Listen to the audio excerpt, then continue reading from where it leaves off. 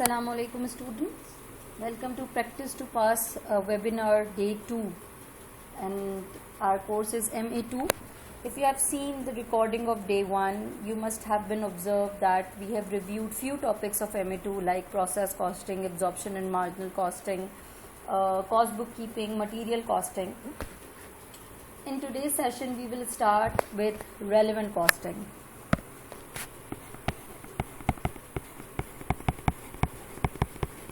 Relevant costing is a very general topic. I mean to say कि from मतलब अगर हम अपनी डे टू डे लाइफ में अपनी रूटीन एग्जांपल्स में भी देखें तो ये एक ऐसी चीज़ है जो हम अपनी day to day life basis में भी कर रहे होते हैं. We are taking short term decisions कि हम चीज़ को, जैसे for example if I am organising a dinner at my home और मुझे पता है कि मेरे पास कुछ गेस्ट इन्वाइटेड हैं, तो ऐसा कभी कभार होता है कि मेन्यू में मैं जो चीज़ें कुछ सेट करती हूँ, कुछ चीज़ें मैं खुद कुक कर लेती हूँ या कुछ चीज़ें हम बाहर से ऑर्डर कर लेते हैं. अपनी फीजिबिलिटी के हिसाब से हम ये डिसाइड कर लेते हैं. उस फीजिबिलिटी में हम ये देखते हैं कि हमारे पास टाइम कितना है, हमारे पास रिसोर्सेज कितनी हैं, कौन सी चीज़ बाहर से ख़रीदने में सस्ती पड़ रही है, कौन सी चीज़ घर में बनाने में महंगी है. So we evaluate our options ना. तो in evaluating those options we consider those cost that are relevant for that decision, right. तो इस टॉपिक की अच्छी बात कह लें या बुरी बात कह लें, मतलब कुछ स्टूडेंट्स के लिए it's good but for few students it's not good, कि इस टॉपिक का कोई प्रॉपर पैटर्न या कोई प्रॉपर तरीक़ेकार नहीं है कि हम आपको बताएं कि ये सवाल हमेशा इस तरीके से आपको सॉल्व करना है. आपको सवाल पढ़ के डिसाइड करना है कि सवाल बोल क्या रहा है और इस सिचुएशन में हमारे कौन कौन से खर्चे रेलिवेंट हैं और कौन कौन से खर्चे रेलिवेंट नहीं हैं. Before starting and before moving towards question, I would like to list down certain cost and then we will consider it with the help of few practice questions which I have been shared with you guys earlier. There are certain costs which we have learned.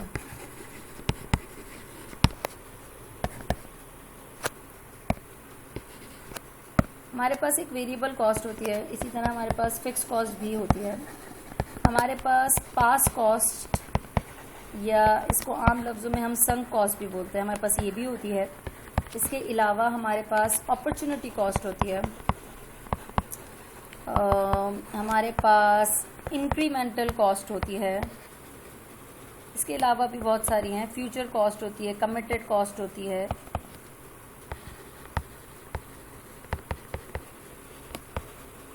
Differential cost होती है. Now इसके अंदर सिर्फ एक चीज़ मैं students को अपने समझाती हूँ. मैं कहती हूँ कि अगर आपको सवाल में कोई खर्चा दिया वो and you have to decide that whether that particular expense is relevant for decision making और is irrelevant for decision making, आप अपने दिमाग में एक बात सोचा करें कि मैं जो काम शुरू करने वाला हूँ, अगर मैं ये काम शुरू ना करता तो क्या ये खर्चा आता, और काम शुरू कर रहा हूँ तो क्या ये खर्चा आएगा. अगर आपका दिमाग का है यार काम शुरू करने से पहले भी ये खर्चा अपनी जगह था और काम शुरू कर लोगे तो भी ये खर्चा है, इसका मतलब दिस खर्चा डजेंट डिपेंड अपॉन द काम you are going to start. मतलब ये खर्चा हर सूरत आना है, भले आप वो काम स्टार्ट करते या ना करते. It means it's irrelevant for decision making. पर अगर आपका दिमाग कहे कि ये काम शुरू ना करते तो खर्चा 15,000 आ रहा था और ये काम शुरू करने के बाद हमारा खर्चा 18,000 हो जाएगा, it means that 3,000 expenditure is relevant for that decision, right. तो काम जो आप शुरू करें उसकी वजह से जो खर्चा आ रहा है सिर्फ वो रेलिवेंट कंसिडर करेंगे. अब कुछ जनरल रूल यहाँ पर अप्लाई होते हैं. वेरिएबल कॉस्ट क्योंकि एक्टिविटी की वजह से होती है तो इसका नॉर्मल रूल ये है कि उमूमन वेरिएबल कॉस्ट रेलिवेंट होती है. बट स्टिल अगर क्वेश्चन आपको ये बोल दे कि इस वेरिएबल कॉस्ट को इररेलेवेंट कंसिडर करना है या कोई ऐसी हिंट दे जिससे आपको लगे कि ये वेरिएबल कॉस्ट तो हर सूरत आ ही रही थी, इन that case that variable cost is irrelevant for decision making. सवाल में खामोशी हो तो हम वेरिएबल कॉस्ट को हमेशा रेलिवेंट ट्रीट कराते हैं.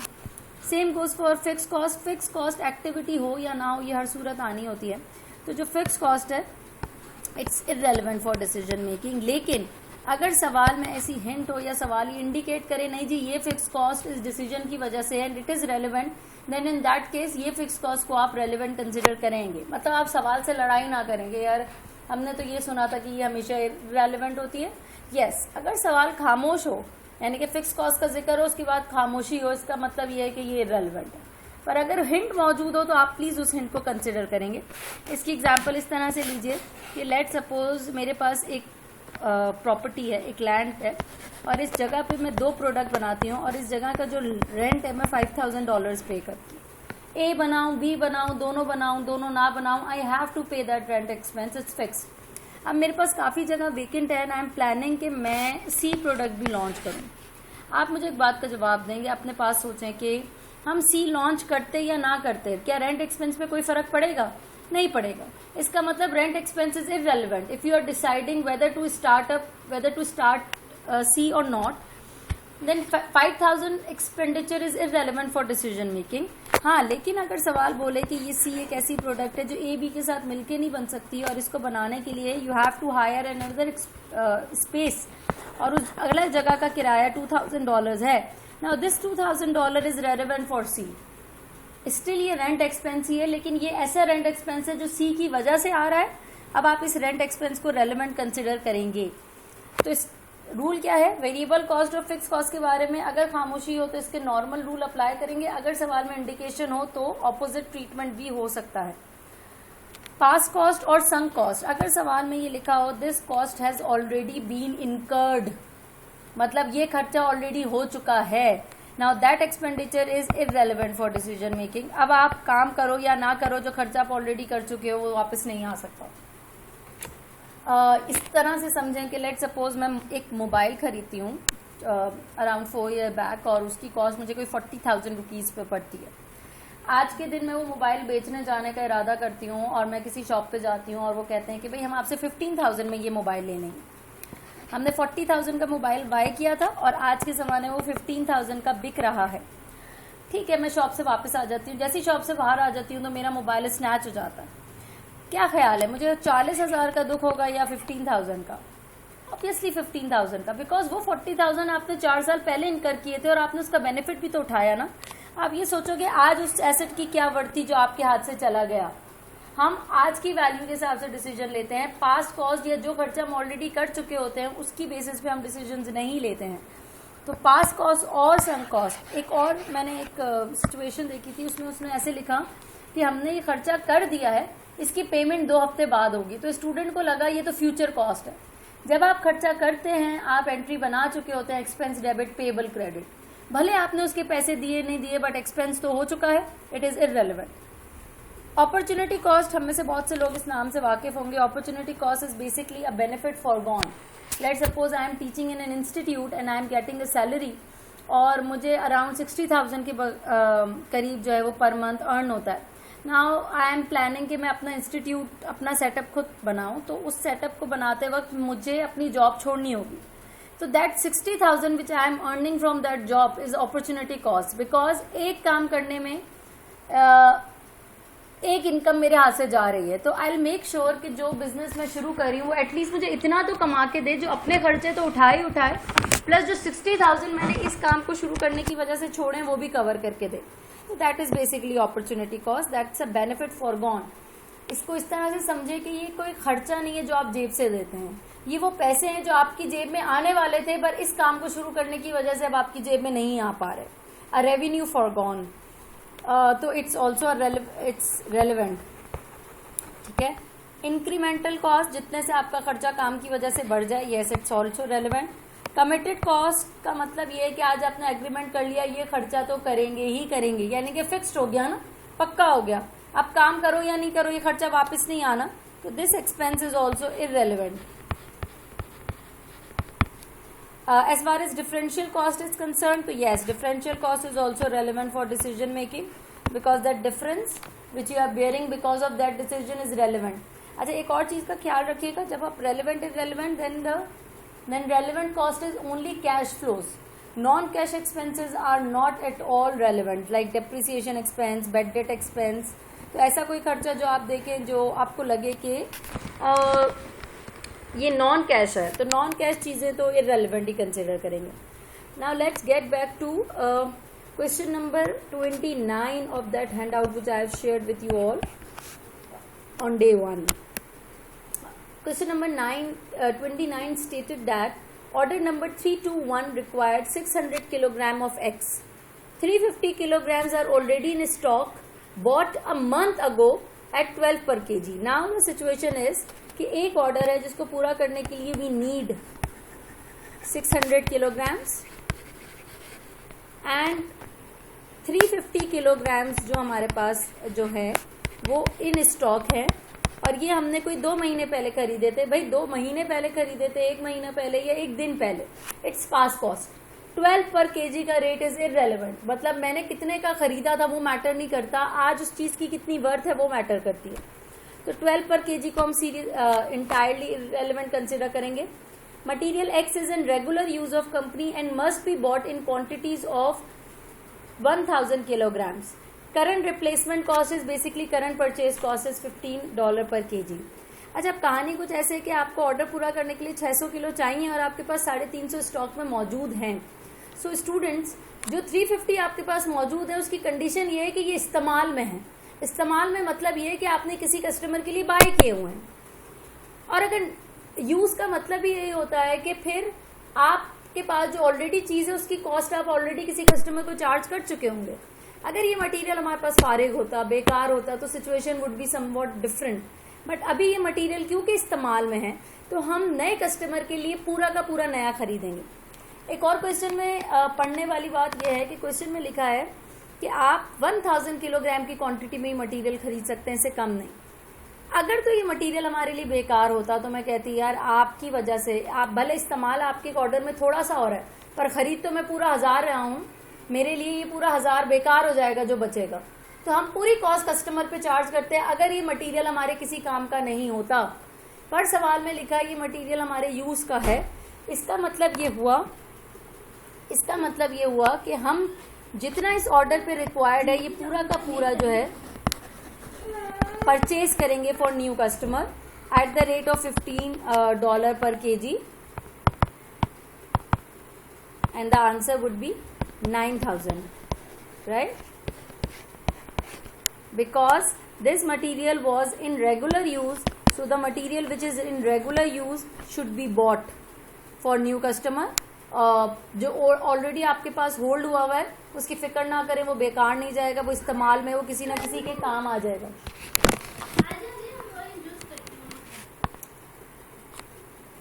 So it would be the situation over here. Now similarly in question number 13, order number 3 to 7 required 1500 kilograms of material Z, ठीक है। For order number 3 to 7 we need 1500 kilograms, right? 1350 kilograms are already in stock, bought a month ago, ठीक है। जितने का आपने इसको already खरीदा था उस प्राइस को जाने दें, it's a pass cost, is irrelevant. Material Z is not in use of company and would be scraped out at rate of $8 पर केजी, राइट, ठीक है। जो 1350 किलोग्राम का आपके पास मटीरियल है ये आपने किसी ज़माने में ख़रीदा था, इसकी पास कॉस्ट है 12, और अगर आप इसको आज इस कंडीशन में बेचने जाएं तो ये आपको कुछ $8 पैसे देके जाएगा बिकॉज ऑफ इट्स कंडीशन। अच्छा, यही मटेरियल अगर आप नया खरीदने जाते हैं तो ये मटेरियल जो है वो आपको, इसकी जो न्यू कॉस्ट है वो कुछ $15 की होगी।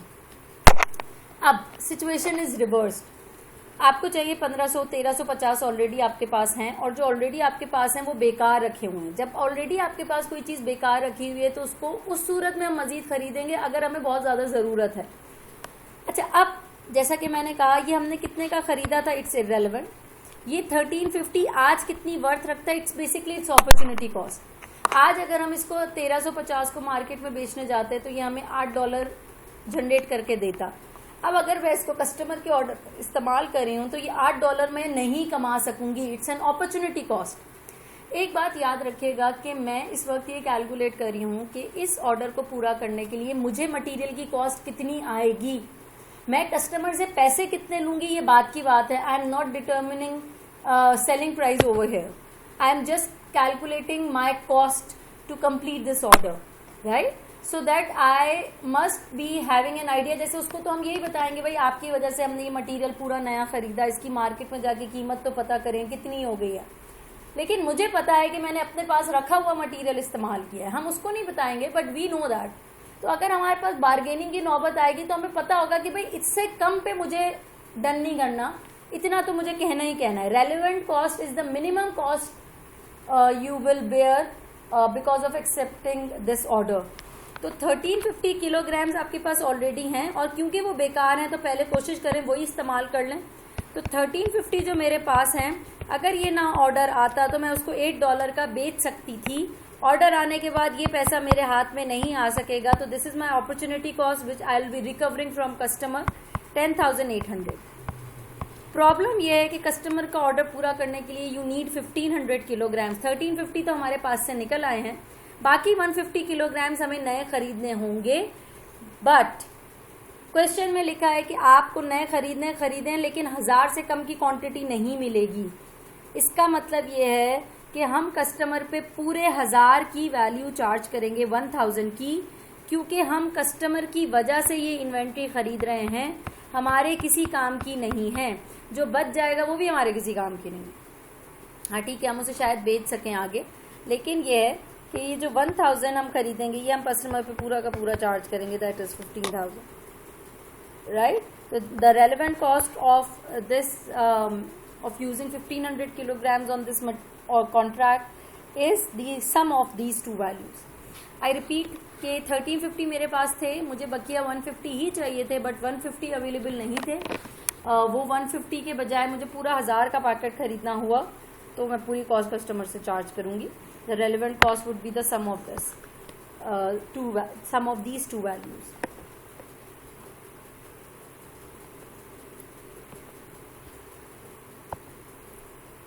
Now,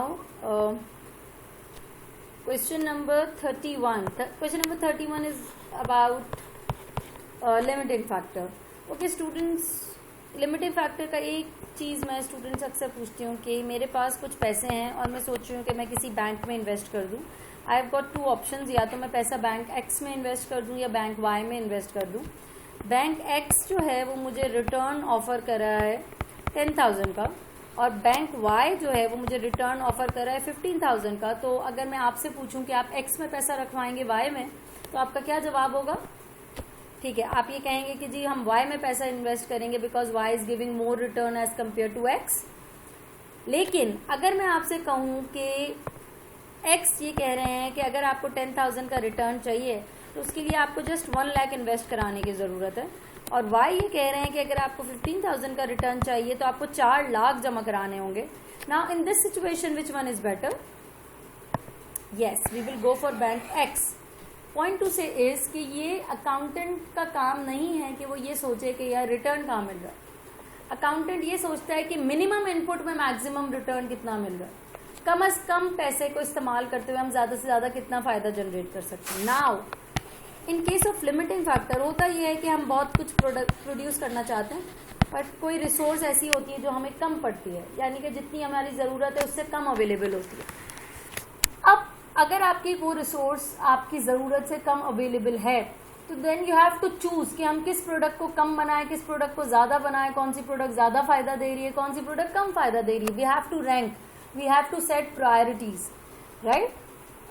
ये बिल्कुल ऐसे है कि अगर फॉर एग्जांपल मैं प्रोडक्ट ए बनाती हूँ और मेरी ख्वाहिश है कि मैं प्रोडक्ट ए के 1000 यूनिट्स बनाऊँ, और 1 यूनिट बनाने में 2 किलोग्राम का मटेरियल चाहिए और 3 आवर्स की लेबर चाहिए, तो 1000 यूनिट बनाने का मतलब है हमें 2000 किलोग्राम्स मटेरियल के रिक्वायर्ड होंगे और 3000 आवर्स लेबर के रिक्वायर्ड हैं। जब मैं अवेलेबिलिटी चेक करती हूँ तो मुझे ये बात पता चलती है कि मेरे पास मटेरियल तो बहुत अवेलेबल है, यानी कि अराउंड 5000 किलोग्राम्स, बट जो मेरे पास लेबर अवेलेबल है वो जस्ट 1500 आवर्स लेबर अवेलेबल है। तो अगर लेबर आपके पास, ऐसा तो नहीं हो सकता कि लेबर कम है तो ज़्यादा मटेरियल लगा के काम चला लो। They are not substitute of each other. मुझे मटेरियल भी चाहिए और उस पर काम करने वाली लेबर भी चाहिए, दोनों में से कोई एक भी चीज़ कम होगी तो प्रोडक्ट नहीं बन सकती है। तो अगर आपके पास लेबर नहीं है उतना जितना आपकी ख्वाहिश है, तो इसका मतलब है आप वो यूनिट भी नहीं बना सकते जो आपने बनाने के सोचे थे। सही, यू हैव टू कॉम्प्रोमाइज। अब होता यह है कि हमारे एग्जाम में एक वक्त में एक से ज़ायद प्रोडक्ट दी जाती है, यानी कि more than 1 product would be given in the question, और कोई रिसोर्स ऐसी होगी जो कम पड़ रही है। तो हमें ये सोच में हम मजबूर हो जाते हैं कि अगर ये रिसोर्स हमारे पास कम है तो हम पहले ए को इम्पोर्टेंस दें, ए को बना लें, या पहले बी बना लें, या पहले सी बना लें। तो हम ये जो रैंकिंग करते हैं ये इस बुनियाद पे करते हैं कि कौन सी प्रोडक्ट कम से कम रिसोर्स इस्तेमाल करके ज़्यादा से ज़्यादा बेनिफिट जनरेट करके दे रही है ना। How we can do this all, तो उसके लिए हम एक सवाल ले लेते हैं। लिमिटिंग फैक्टर के क्वेश्चन में अच्छा ऐसा हो सकता है बिल्कुल कि एक से ज़ायद रिसोर्सेज जो हैं वो लिमिटेड अवेलेबल हों, यानी कि ज़रूरत से कम अवेलेबल हों, लेकिन हमारे कोर्स में सिंगल लिमिटिंग फैक्टर ही कोर्स का हिस्सा है। Multiple limiting factor would not be examined in our course, although when you will be in F5 we will be dealing with multiple limiting factor situation. वहाँ आप सीखेंगे कि हम इसको कैसे रिजोल्व करते हैं अगर हमारे पास ये मसला है। खैर, on question number 31 there are 3 products mention in the question X, Y and Z, their selling prices, their variable cost and fixed overhead are irrelevant for decision making। इस सवाल में फिक्स्ड ओवरहेड के बारे में कुछ नहीं बताया गया, तो अगर हमें डिसीजन लेना है कि हम कौन सी प्रोडक्ट बनाएं या ना बनाएं, इन that case fixed cost would B irrelevant, तो आप फिक्स्ड कॉस्ट को इग्नोर कर सकते हैं। इसके अलावा आपको मटेरियल दिया हुआ है कि कितना आपके पास मटेरियल मौजूद है और लेबर दिया हुआ है। First of all we have to identify the limiting factor, तो हम चेक करेंगे individual. Question number 31 we are dealing with 31, और फर्स्ट ऑफ ऑल जो क्वेश्चन की रिक्वायरमेंट है वो ये है कि we have to identify limiting factor, right. How we can identify it? First of all, we have to check whether material can be a limiting factor or not in this situation. In order to check it, we have got 3 products X, Y and Z. We have to manufacture 2000 units of X, and each unit of X require 4 kilograms of raw material. अब ये 4 kilogram मुझे कहाँ से मिला है? अगर आप question में थोड़ा सा ऊपर जाएं जहाँ DM लिखा हुआ है डायरेक्ट मटीरियल, 1 किलोग्राम आपको $3 का आता है। 1 किलो X का 1 यूनिट $12 में बनता है। इसका मतलब you are buying 4 kilograms for X, you have to divide it. इसी तरह Y का 1 यूनिट बनाने में हमें 6 किलोग्राम्स लगते होंगे, बिकॉज 1 किलो अगर $3 का आता है और 1 यूनिट पर $18 का खर्चा आ रहा है, that means we are using 6 kilograms of raw material. Likewise 5 kilogram जो है वो मटीरियल Z के लिए हमें चाहिए। इनकी डिमांड हमें गिवन है 1500 units for Y and 1000 units for X। अभी just take a product of all 3। 2000 unit बनाने के लिए हमें टोटल 8000 किलोग्राम्स रिक्वायर्ड हैं। 1500 किलोग्राम के लिए 1500 यूनिट्स बनाने के लिए 9000, let me check it, sorry 13,500 kilograms required.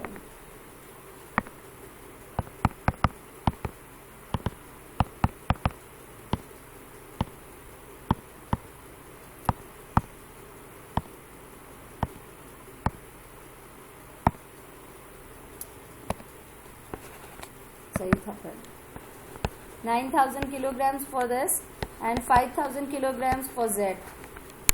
So total kilograms we need in order to manufacture X, Y and Z in the desired quantity, we need around 22,000 kilograms. And according to question we have availability of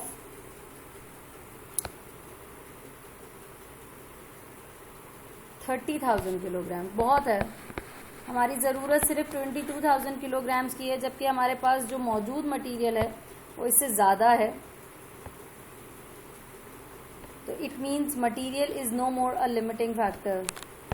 हमारे पास basically surplus मौजूद है material का।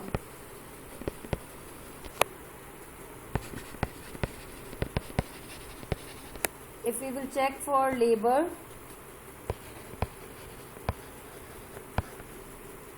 we got X, Y and Z. We will do the same working over here. हमें X के 2000 unit बनाने हैं, हमें Y के 1500 यूनिट्स बनाने हैं और हमें Z के 1000 यूनिट्स बनाने हैं।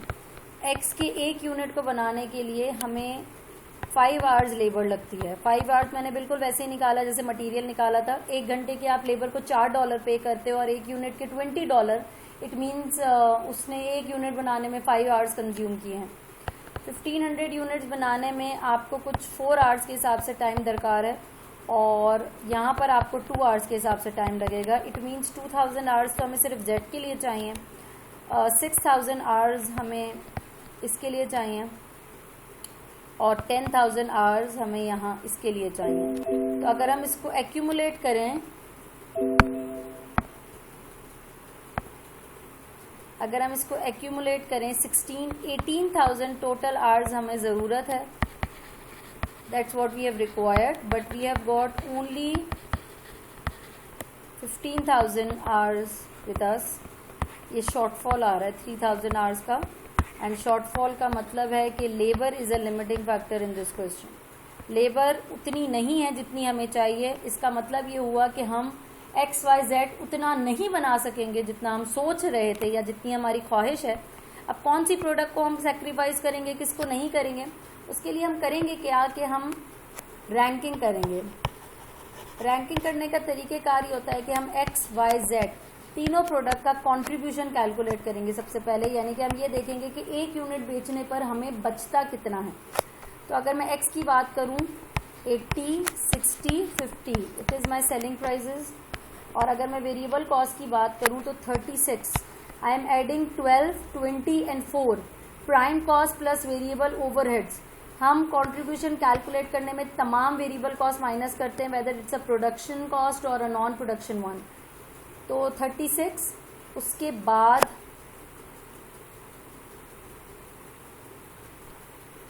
42 और उसके बाद 27.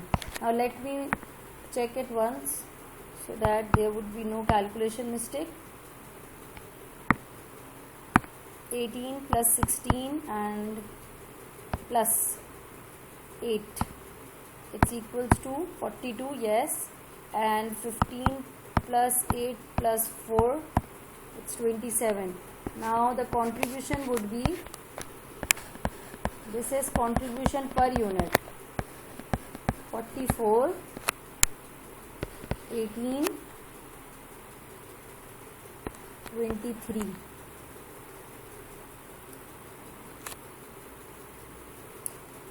नाउ जैसे कि मैंने आपको पहले कहा था, एक यूनिट कितना कमा के दे रहा है उससे फ़र्क नहीं पड़ता है, एक यूनिट कितनी लेबर इस्तेमाल करके कितना कमा के दे रहा है उससे फ़र्क पड़ता है।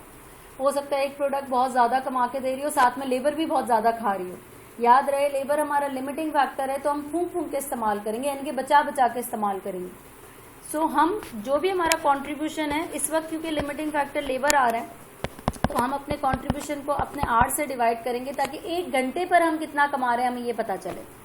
यहाँ पर 5 आवर्स लगते हैं एक यूनिट पर, और यहाँ पर हमें 4 आवर्स लगते हैं एक यूनिट पर, और यहाँ पर हमें सिर्फ 2 आवर्स लगते हैं एक यूनिट पर। इस हिसाब से अगर देखा जाए तो एक घंटे का जो कंट्रीब्यूशन है प्रोडक्ट X का, it is 8.8 per hour, then 18 by 4, it is 4.5 per hour, and 23 divided by 2, it's 11.5 per hour. इस हिसाब से अगर हम रैंक करेंगे तो ये एक घंटे पे सबसे ज़्यादा कमा के दे रहा है, सेकंड रैंकिंग इसकी है, थर्ड इसकी है। अगर आप पर यूनिट कंट्रीब्यूशन देखें तो सबसे ज़्यादा ये है, लेकिन साथ में ये भी तो देखेंगे घंटे भी सबसे ज़्यादा लेता है। तो it's not about from where we are getting higher return, it's all about from where we are getting higher return by using minimum resources we have, right? तो हम हमारे पास available, this is optimal production plan.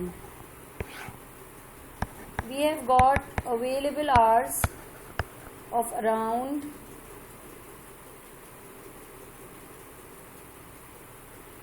15,000.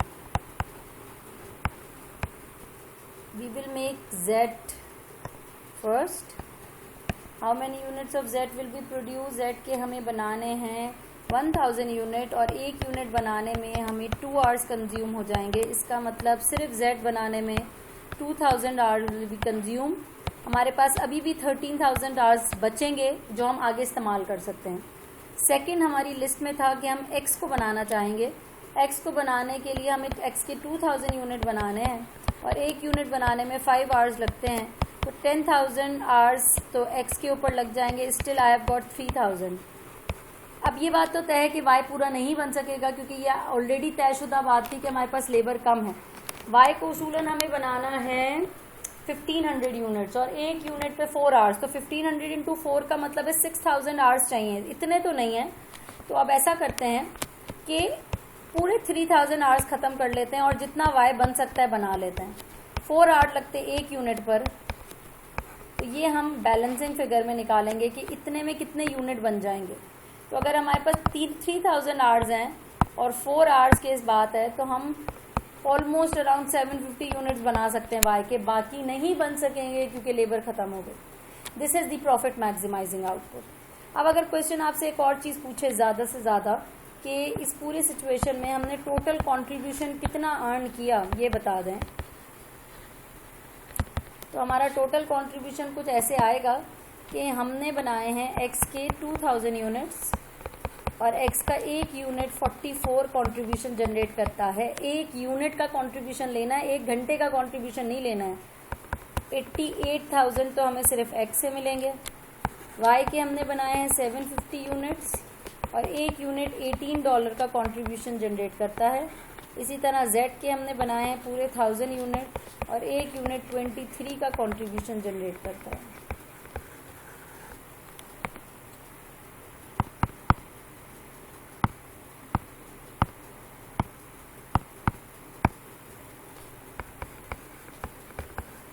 That is the total contribution we will earn from these 3 products.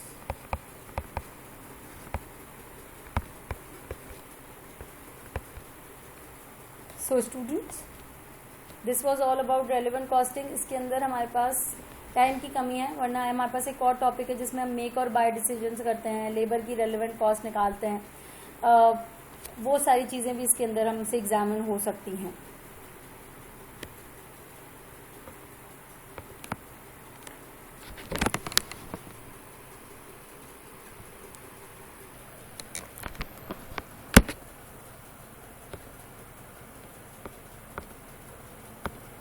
Now students, our next topic which I am going to cover is information for comparison.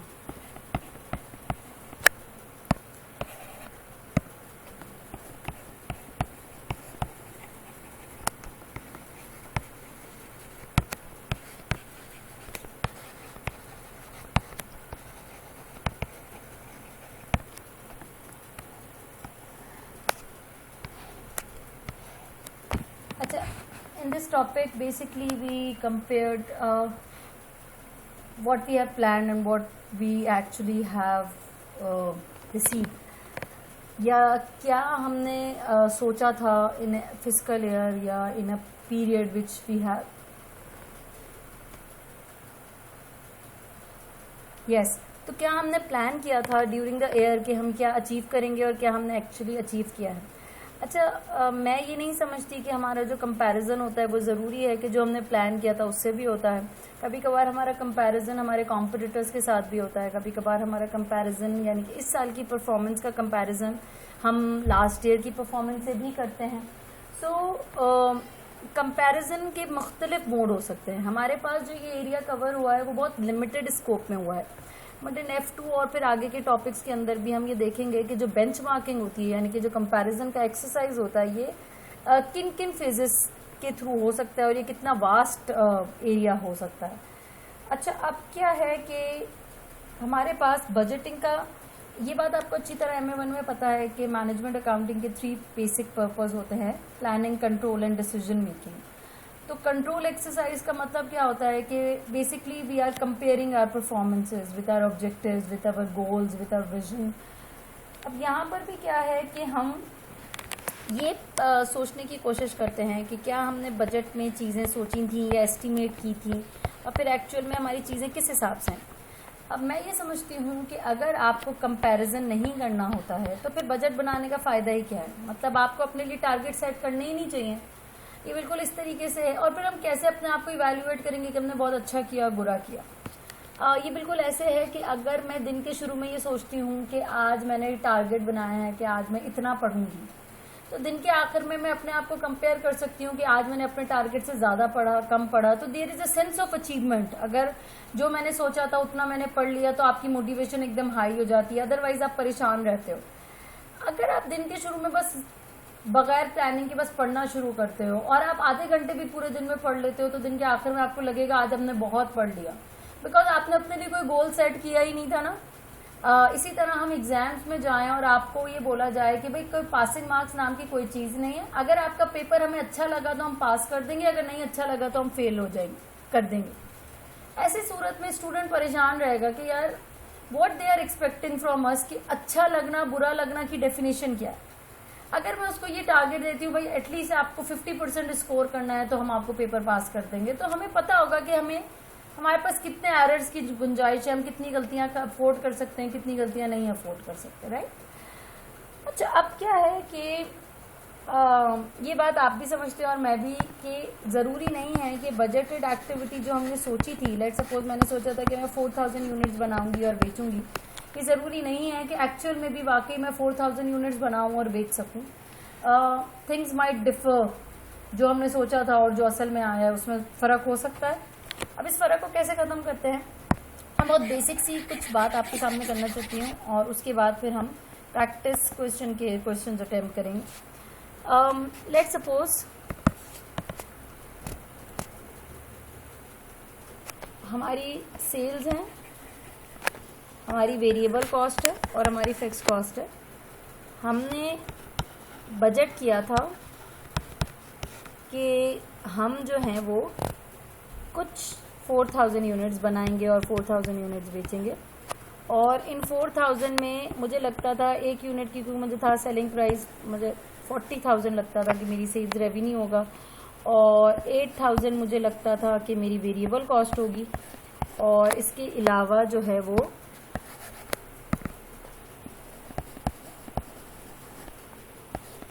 10,000 की लगता था मुझे मेरी fix cost होगी।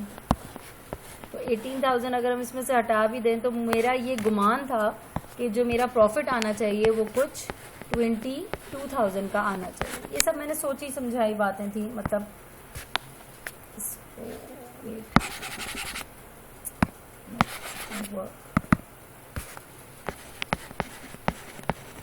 अच्छा, अब actual में हुआ असल में कुछ इस तरह से कि हमने यूनिट्स बनाए कुछ 5000, और उन 5000 यूनिट्स को बनाने और बेचने में जो हमारा असल रेवेन्यू जनरेट हुआ वो बेसिकली कुछ हुआ 48,000 का, और इन पर 9,000 की वेरिएबल कॉस्ट आई और जो फिक्स कॉस्ट आई वो कुछ 12,000 आई। तो 21 48 माइनस 9 माइनस 12 कुछ 27,000 का प्रॉफिट मेरा जनरेट हुआ। अब मुझे ये कहा जाता है कि भाई आप कंपैरिजन कर दें ना, बगैर सोचे समझे बस आप कंपेयर कर दें कि जो हमने बजट किया था और एक्चुअल में क्या हुआ। तो मैंने कहा ठीक है।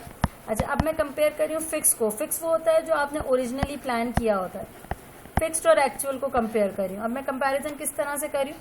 अच्छा, एक बात का याद रखिएगा, अक्सर लोग कैलकुलेटर में ये सोचते हैं प्लस में साइन आया तो अच्छी बात है, माइनस में साइन आया तो बुरी बात है। ऐसा नहीं होता है। जैसे सेल्स अगर ज़्यादा से ज़्यादा हो अच्छी बात है, फेवरेबल है, कॉस्ट ज़्यादा हो तो ये बुरी बात है। तो ये आपको सोचना होगा कि चीज़ें आपके हक में बेहतर हुई हैं या चीज़ें आपके हक में ख़राब हुई हैं। अब अगर हम सेल्स की बात करें, दो चीज़ें होती हैं, या तो आपका जो वेरिएंस है, वेरिएंस कहते हैं डिफरेंस को, या तो आपका वेरिएंस जो है वो फेवरेबल आ सकता है या फिर आपका वेरिएंस एडवर्स आ सकता है। मैं इसको एफ और ए से डिनोट करूंगी यहाँ पर। मैंने प्लान किया था कि मेरी 40,000 का रेवेन्यू मैं अर्न करूंगी, जबकि मैंने 48,000 का रेवेन्यू अर्न किया। तो 8,000 जो है वो फेवरेबल, 8,000 जो है वो फेवरेबल वेरिएंस आएगा यहाँ पर। तो अगर हम वेरिएबल कॉस्ट की बात करें तो 8,000 जो है वो हमने सोचा था हमारा खर्चा होगा, 9,000 हो गया, क्योंकि हमारा खर्चा हमारी सोच से ज़्यादा हो गया, तो ये नुकसान की बात है। और 10,000 मैंने सोचा था मेरी फिक्स कॉस्ट होगी, जबकि 12,000 जो है वो मेरी फिक्स कॉस्ट हुई है। तो ये भी मेरा नुकसान ही हुआ है, समझ लें। तो ये भी नुकसान है और ये भी नुकसान है। तो 3,000 का मुझे नुकसान हुआ है, 8,000 का मुझे फ़ायदा हुआ है। इन टोटल जो है वो मुझे 5,000 में फ़ायदे में रही हूँ। ये जो फ़ायदा हमें हासिल हुआ है, ये आप इन दोनों के डिफरेंस से भी देख सकते हैं कि हमने बजट किया था कि हम 22,000 प्रॉफिट अर्न करेंगे, जबकि हमारा एक्चुअल प्रॉफिट इज 27,000। तो क्योंकि हम एक्चुअल में 5,000 बेहतर रहे हैं, तो ये फेवरेबल है। अच्छा, अब हमने वेरिएंसेस निकाल तो लिए, पर इन वेरिएंसेस में एक खराबी है। खराबी ये है कि जो हमने बजट बनाया था वो इस बुनियाद पे बनाया था कि हम 4,000 यूनिट बनाएंगे और बेचेंगे, और उस वजह से जो हमारा प्रॉफिट होगा वो कुछ जो है वो 22,000 होगा। अब ये प्रॉफिट तो उस वक्त था कि अगर हम ये सोचते कि हम 4,000 यूनिट बनाएंगे बेचेंगे, बट एक्चुअल में हमने 5,000 यूनिट बनाए। जब आप यूनिट ज्यादा बनाते हो तो ये बहुत ऑब्वियस बात है कि आपकी सेल्स भी बढ़ेंगी, आपकी वेरिएबल कॉस्ट भी बढ़ेगी। फिक्स कॉस्ट ही तो खैर है, वो एक्टिविटी के साथ उसूलन नहीं बदलनी चाहिए, बट सेल्स और वेरिएबल कॉस्ट तो एक्टिविटी की वजह से रिस्पॉन्ड करती हैं। तो it's not a fair comparison, it's not a like with like comparison. उसूलन होना ये चाहिए था कि हमने जो ओरिजिनल बजट 4,000 की एक्टिविटी पे बनाया था हमें उसको रिवाइज करके ये सोचना चाहिए कि अगर हम 5,000 पे बजट बनाते तो क्या वैल्यूज आती। तो हम इस ओरिजिनल बजट को फ्लेक्स करेंगे। बिल्कुल फ्लेक्स करने का तरीकाकार ये है कि हम एक्चुअल एक्टिविटी रखेंगे और बजटेड रेट रखेंगे। ये वही चीज है जो आप एब्जॉर्ब्ड ओवरहेड्स में करते हो, budgeted rate into actual activity. तो सबसे पहले हम बजटेड रेट अगर देखें तो 40,000 डिवाइड बाय 4,000, एक यूनिट हमने 10 का प्लान किया है कि हम बेचेंगे, तो 5,000 यूनिट उसूलन 50,000 के बिकने चाहिए थे। एक यूनिट हमारी वेरिएबल कॉस्ट हमें लगता है 2 आएगी, तो 5,000 यूनिट्स की वेरिएबल कॉस्ट उसूलन 10,000 आनी चाहिए थी। और फिक्स कॉस्ट तो चेंज होनी ही नहीं चाहिए। मतलब अगर आप मैनेजर को बुलाएं और आप बोलेंगे यार मैंने आपको 10,000 की फिक्स कॉस्ट का बजट दिया था, आपकी फिक्स कॉस्ट 12,000 की हो गई, और वो आगे से ये जवाब दे यूनिट भी तो ज्यादा बने, तो मैं उसे कहूंगी कि मैं आपका लॉजिक मानने को तैयार नहीं हूं, क्योंकि फिक्स कॉस्ट का यूनिट बढ़ने से ताल्लुक कोई नहीं है। हाँ, आप ऐसे बोले कि रेंट बढ़ गया, हमने एक और मैनेजर को अपने पेरोल पे रख लिया, कोई भी जवाब दें, पर ये जवाब इररेलेवेंट है कि आप ये बोलेंगे क्योंकि यूनिट ज्यादा जो हैं वो बने हैं इसलिए फिक्स कॉस्ट बढ़ गई। इस हिसाब से हमारा फ्लेक्स के हिसाब से जो प्रॉफिट है वो उसूलन 30,000, फ्लेक्स कहता है 5,000 यूनिट का प्रॉफिट, तो 30,000 होना चाहिए था। यानी कि एक्चुअल जो हमें ज्यादा लग रहा था प्रॉफिट 22,000 से कंपेयर करने पर, अब हमें वो खराब लग रहा है। ये कंपैरिजन फेयर है, फ्लेक्स्ड और एक्चुअल को जो हम कंपेयर करते हैं। अब अगर हम फ्लेक्स्ड और एक्चुअल को कंपेयर करते हुए वेरिएंसेस निकालें, आप कोई आगे से ये नहीं कह सकता कि यूनिट ज्यादा बने इसलिए खर्चा ज्यादा है, क्योंकि ये दोनों एक ही एक्टिविटी पे बने। फ्लेक्स कहता है 5,000 यूनिट बेच के हमारा रेवेन्यू 50,000 होना चाहिए था, एक्चुअल रेवेन्यू सिर्फ 48 है। सिर्फ 48 का मतलब है हमें रेवेन्यू में नुकसान हुआ है। ज्यादा यूनिट में ज्यादा रेवेन्यू मिल सकता था, मिला तो ज्यादा है और ज्यादा मिल सकता था। 10,000 की वेरिएबल कॉस्ट हमें अलाउड थी, सिर्फ 9,000 हमारी हुई है, यहां हमने फायदा किया है। फिक्स कॉस्ट हमारी ज्यादा है, तो 4,000 हम नुकसान में, 1,000 फायदे में है, तो ये टोटल हम 3,000 नुकसान में रहे हैं। और ये जो 3,000 का नुकसान है ये इससे और इससे भी हम डिटरमिन कर सकते हैं, तो हमें समझ आ जाएगा कि 3,000 का नुकसान है। अब एक और कंपैरिजन हम करते हैं जो कि हम करते हैं फिक्स्ड और फ्लेक्स के दरमियान। ये दोनों बजटेड वैल्यूज है, बस इसमें एक्टिविटी का फर्क है। वो 4,000 यूनिट पर है, वो 5,000 यूनिट का बजट है।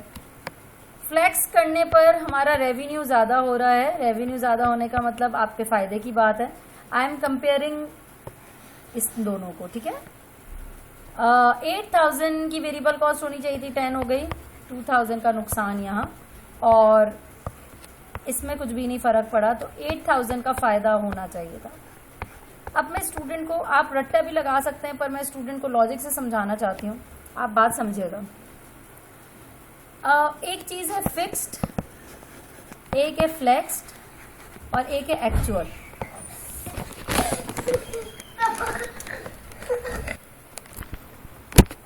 अच्छा, अब एक बात का आप जहन में रखिएगा कि फ्लेक्स्ड और एक्चुअल दोनों सेम एक्टिविटी पर होते हैं। इनमें जो फर्क होता है वो किसकी बुनियाद पर है? इनमें रेट का फर्क है, एक में बजटेड रेट है, एक में एक्चुअल रेट, लेकिन एक्टिविटी सेम है। तो ये जो हम फ्लेक्स्ड और एक्चुअल का कंपैरिजन करते हैं और जो वेरिएंसेस आते हैं, इनको बोला जाता है रेट वेरिएंस या एक्सपेंडिचर वेरिएंस। इसी तरह जो हम फिक्स्ड और फ्लैक्स का कंपैरिजन करते हैं, इसमें रेट सेम होता है, यानी कि 10 रेट इसमें लिया है तो 10 रेट इसमें लिया है, 2 उसमें है तो 2 इसमें भी है। फिक्स्ड और फ्लैक्स में जो फर्क होता है वो इस यूनिट्स का फर्क है। फिक्स बजट 4000 यूनिट पर होता है, फ्लैक्स बजट एक्चुअल एक्टिविटी पर होता है। तो फिक्स्ड और फ्लैक्स के कंपैरिजन को हम बोलते हैं ये वॉल्यूम वेरिएंस है। लेकिन अगर आप फिक्स्ड और एक्चुअल को आपस में कंपेयर करें तो इन दोनों में रेट भी डिफरेंट होते हैं और एक्टिविटी भी डिफरेंट होती है।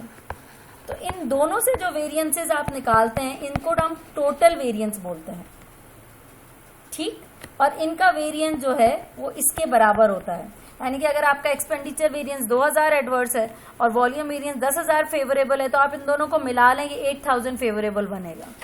इसी तरह इन दोनों को आप मिला लें, ये 1000 फेवरेबल, एक 2000 एडवर्स है, तो नेट इम्पैक्ट इसका 1000 एडवर्स बनेगा, बड़े नंबर की साइन लगती है। इन दोनों को आप मिला लें तो नेट इम्पैक्ट इसका 2000 एडवर्स आएगा। वैसे तो सवाल में आपको 99% होता है कि ये गिवन होता है कि आपको वेरिएंस निकालना है, comparing fix with flex, comparing fix with actual, but still मैं स्टूडेंट से एक्सपेक्ट करती हूँ कि वो याद रख लें इनके नाम, इट्स नॉट दैट डिफिकल्ट। दोबारा, अगर हम फिक्स्ड और एक्चुअल को कंपेयर करते हैं तो जो डिफरेंस आता है ये टोटल वेरिएंस होता है, क्योंकि इसमें रेट भी मुख्तलिफ होता है और एक्टिविटी भी मुख्तलिफ है। अगर हम फिक्स और फ्लैक्स का डिफरेंस लें तो इनमें रेट सेम होता है, लेकिन वॉल्यूम यानी कि एक्टिविटी डिफरेंट होती है। अगर हम फ्लैक्स्ड और एक्चुअल का कंपैरिजन करें तो इनमें एक्टिविटी सेम होती है, लेकिन रेट की वजह से डिफरेंस होता है। I hope this would be clear to you all. Now let's move to practice question, and the question which will be dealing with, which we are dealing with is question number 45.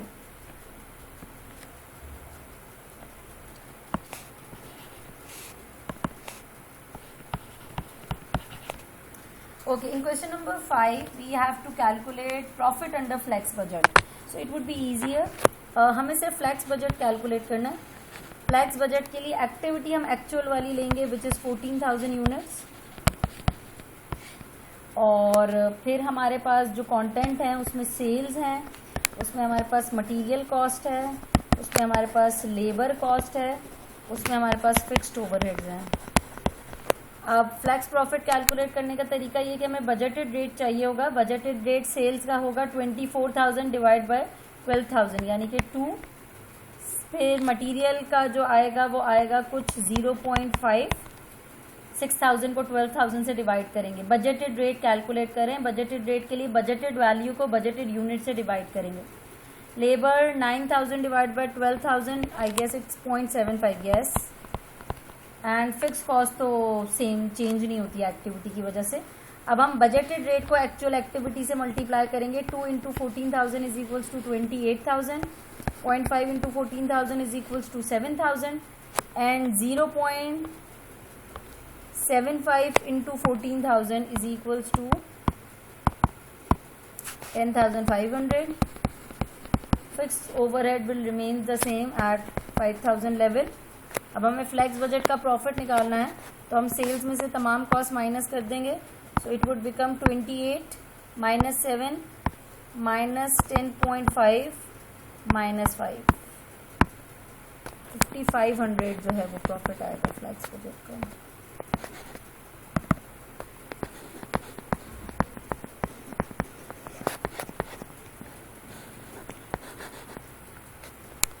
Question number 46.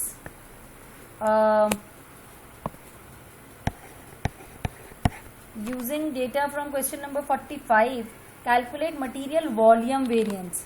Volume variance निकलता है fixed और flex के comparison में।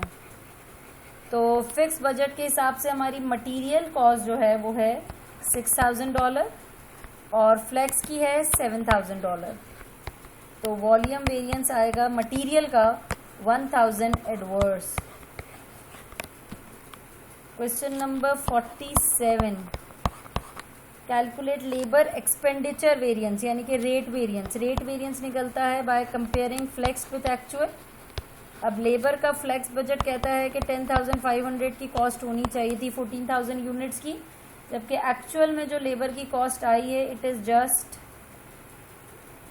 7,000, कम आई है, 3,500 से favourable आएगा। सही। That's how you calculate flexed these variances. और इसके अंदर हमारे पास वेरिएंसेस होते हैं। अच्छा, एक और चीज़ वो हमसे पूछता है which is how to decide, बल्कि इसको यूं लिखें कि factors that need to be considered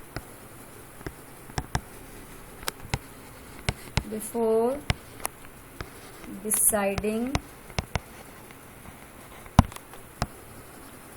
whether to investigate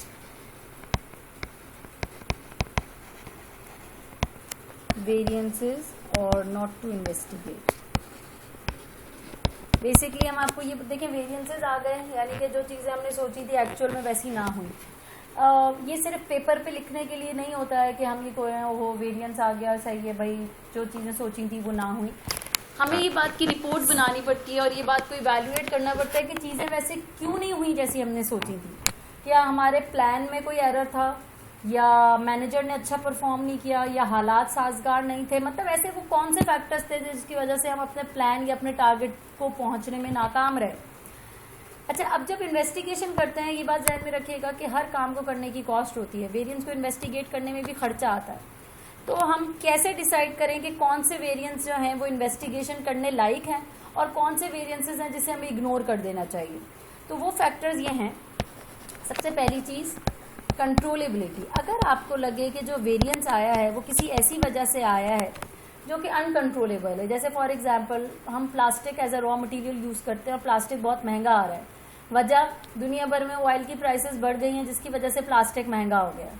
अब ये एक ऐसी चीज़ है जिसको आपके कंट्रोल में नहीं है ना, आप कुछ कर ही नहीं सकते। इन्वेस्टिगेट कर भी लें, आपको लगेगा ये अमेरिका जिम्मेदार है, ईरान जिम्मेदार है, इराक जिम्मेदार है, बट आप उस मसले का हल नहीं निकाल सकते। तो जिस मसले का आप हल नहीं निकाल सकते ना, उस पर आपको मेहनत भी नहीं करनी चाहिए। मतलब अब क्या हो सकता है, नो, तो this factor is not controllable, ये आपके कंट्रोल में नहीं है। तो अगर आपको लगे कि वेरिएंस जिस वजह से आ रहा है वो फैक्टर आपके कंट्रोल में नहीं है, तो फिर उस वेरिएंस पे अपना टाइम ज़ाया करने की ज़रूरत नहीं है और इसको एक्सेप्ट कर लेंगे, ठीक है हाँ भाई ये एक्चुअल हमारा इसलिए अचीव नहीं हुआ क्योंकि ये हमारे बस की बात नहीं थी। अच्छा भाई, अब उसके बाद एक और चीज़, अगर कोई वेरिएंस, जैसे फॉर एग्जांपल अगर मैं यूनिफॉर्म बेचने का हमारा बिजनेस है और जून जुलाई में इस साल हमारी बड़ी फेवरेबल सेल्स रही हैं, तो हर साल ही जून जुलाई में फेवरेबल होती होंगी ना, इसमें हैरानी की क्या बात है। मतलब अगर कोई चीज़ अपने पैटर्न को फॉलो करती है, अगर मैं ब्लैंकेट्स बेचती हूँ और इस साल समर के सीजन में मेरी सेल्स कम रही, तो हर साल कम ही होती होंगी ना, इसमें इतना परेशान क्या होना है।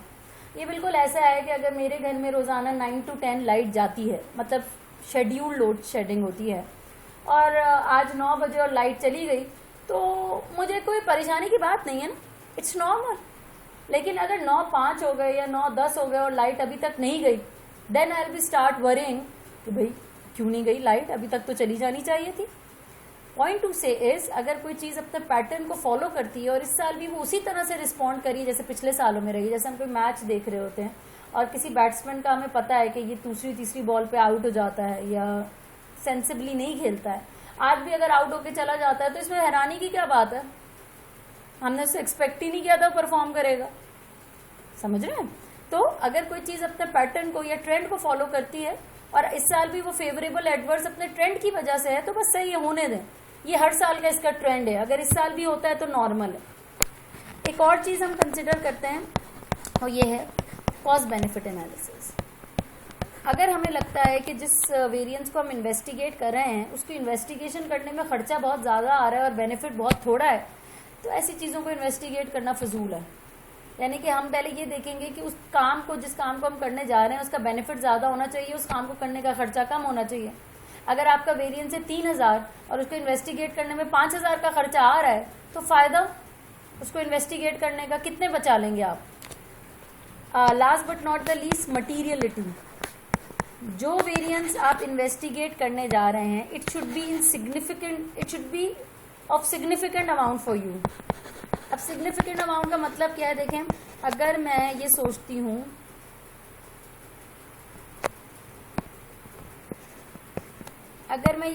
हूँ मतलब मैंने प्लान की कि मेरी 1 मिलियन सेल्स होंगी और मेरी जो सेल्स हैं वो 100 यूनिट से कम हुई हैं, तो अगर 1 मिलियन में 100 यूनिट नहीं बिके तो इस पर इतना रोने की बात नहीं है ना। ये तो बड़ा इममटीरियल अमाउंट है, इनसिग्निफिकेंट। हाँ, अगर मेरी सेल ही 1000 यूनिट्स की है और उसमें से 200 यूनिट नहीं बिकते हैं, अब परेशानी की बात।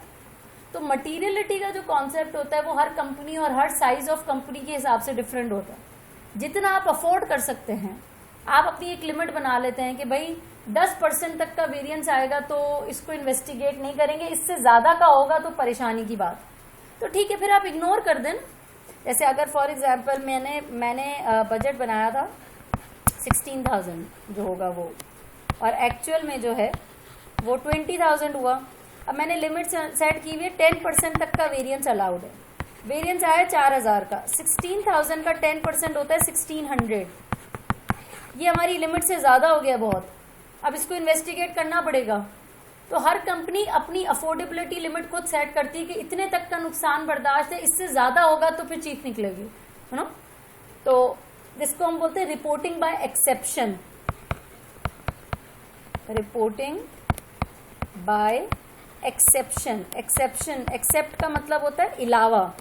10% के अलावा अगर वेरिएंस हुआ तो इन्वेस्टिगेट करेंगे, वरना नहीं करेंगे, राइट। ये होता है इसके अंदर। अच्छा, कभी कभार किन्हीं सवालों में हमें वेरिएंस की परसेंटेज भी निकालने को बोली जाती है। वेरिएंस की जो परसेंटेज है वो निकालने का तरीका ये होता है कि जो आपका वेरिएंस आया है, जैसे अभी 4000 आया है, तो 4000 को जिससे आपने कंपेयर किया था उससे डिवाइड करके इनटू 100 कर दें तो आपको पता चल जाएगा कितना % आपका वेरिएंस है। ठीक, this is all about information for comparison students.